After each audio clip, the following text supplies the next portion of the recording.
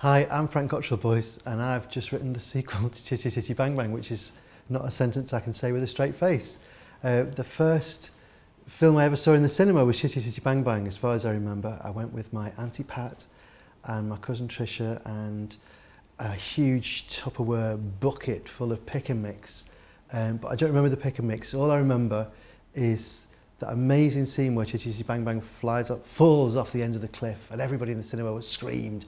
And then the image froze and it just had the word intermission written across the screen. Everyone was howling with frustration and excitement, wanting to know what would happen next. And of course what happened next was absolutely brilliant, because that's when Chitty just flicks out these wings like a Spanish fan and flies off elegantly into adventure. And I've always remembered that move from horror to frustration to everybody clapped when the wings came out, to that kind of that rapture that people felt when the wings came out. So it's always been with me, that experience of watching that film. So when the Flemings asked me to write the sequel, it was like coming home, really. It was like being a child again in that cinema writing this book. In the extract that I'm going to read, Mr. Tooting of the Tooting family has discovered a huge beast of an engine and fitted it into his VW camper van. And the bit that I'm going to read you is the first test drive of the souped up camper van.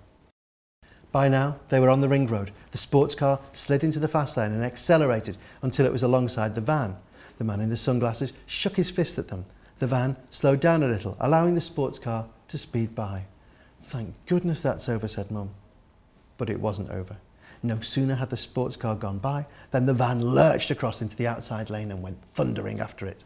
"Race!" shouted little Harry. The fields and the trees were just a green blur. The cars in the middle lane flicked by as though they were standing still. The sports car looked as though it was reversing towards them at incredible speed. In seconds, they were bumper to bumper. The van's headlights flashed. Its horn blew. "Dad, honestly, it's not me."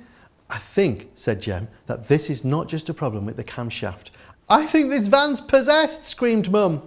"This is actually more interesting than I thought it would be," said Lucy.